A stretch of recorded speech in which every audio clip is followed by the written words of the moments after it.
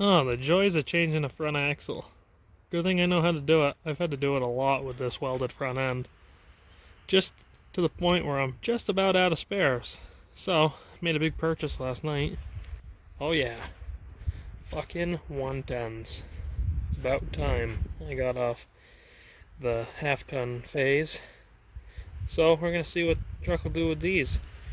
The rear end's out of a newer style truck. Not sure if it'll work or not with the square body.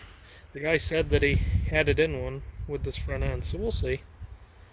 Front end's got all the bracketry for high steer. The guy's supposed to be looking for it all with a two-wheel drive box for me. So we'll see if he can get it.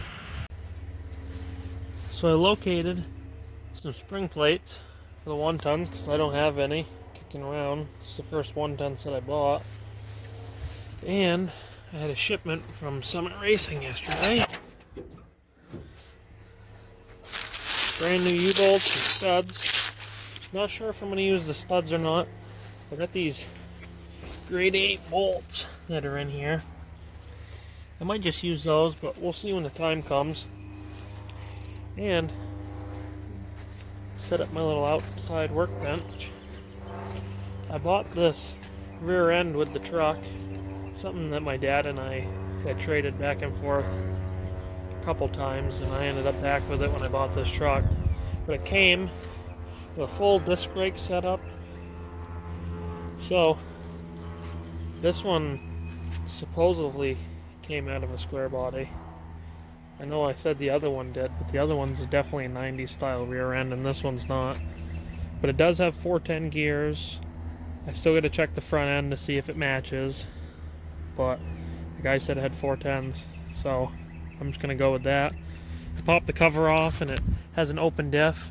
I was told when I bought it it had a posi, but it doesn't. So we're gonna give it the old Lincoln lock before proving grounds, buzz it, the spider gears, and just slowly picking away at it. We got this whole hub assembly put together, just put the studs in it. Studs aren't 100% tight, but they're in there, so I just gotta tighten them up. I gotta clean the rotor up too.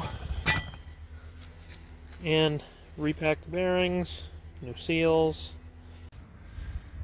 So I'm putting these hubs together for my 14 bolt disc brake conversion. And I had a little tip that I don't know if anyone knows about. I'm sure some guys do, but this is what I figured out. So it's a big pain in the ass sometimes to knock the race completely out. I know I was struggling with it a little bit. Just to get this bearing out. Just so I can grease the fucking thing. Put it back in.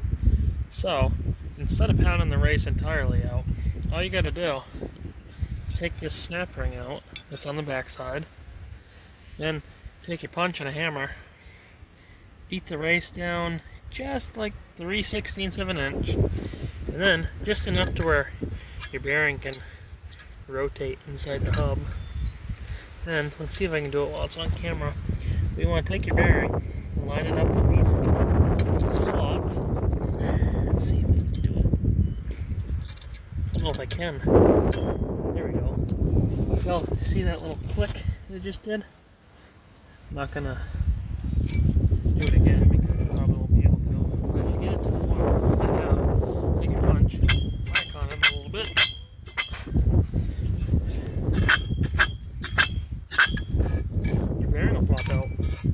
Now, some people might say, oh, it does some damage. It doesn't really do much damage at all. So now, after I pack it, I'm going to put it back in just as demonstration. But you want to line it back up with these two slots as best you can. All you got to do is gently tap it in there with a hammer. Put it in there.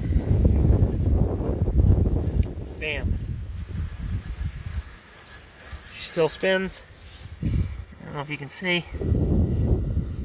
Not a single spot of bent cage for the idler bearings. Been slacking on some updates, but the front of the truck looks a little different. Got the Dana 60 under there.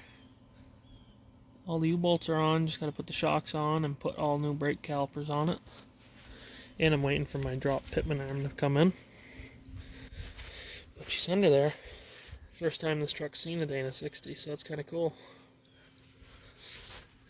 Pulled the rear end out today, and when I pulled this side apart, imagine that. Looks like I got a thing for breaking leaf springs.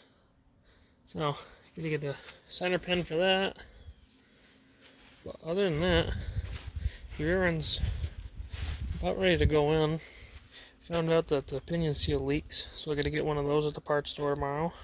And as well, a conversion U-joint for the rear drive shaft. Got the rear axle just about in.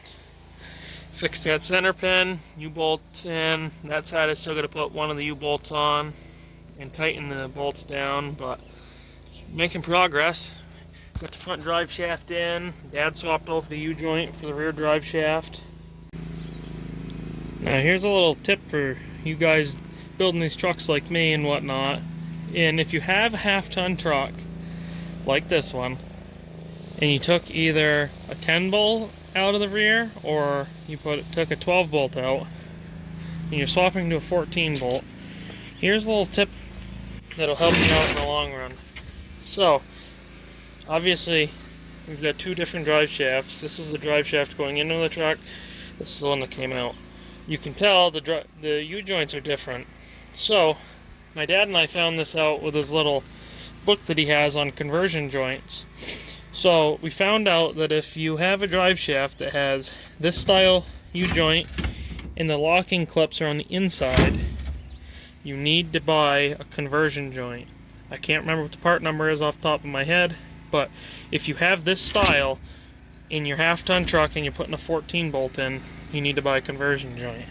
But if you have one this style that has the clips on the outside, you do not need to buy a conversion joint. And the part number for this is a Spicer 1350, but here's the crossover part number, 5135OX. So, with that being said, I had to buy a new U-joint for this one only because it was missing one of the caps. So, just to clarify again, I don't want to repeat myself, but I will. If you have a drive shaft in your half-ton truck with these style clips on your U-joint, you do not need to buy a conversion joint to go from a 10 bolt or a 12 bolt to a 14 bolt. This is the correct size.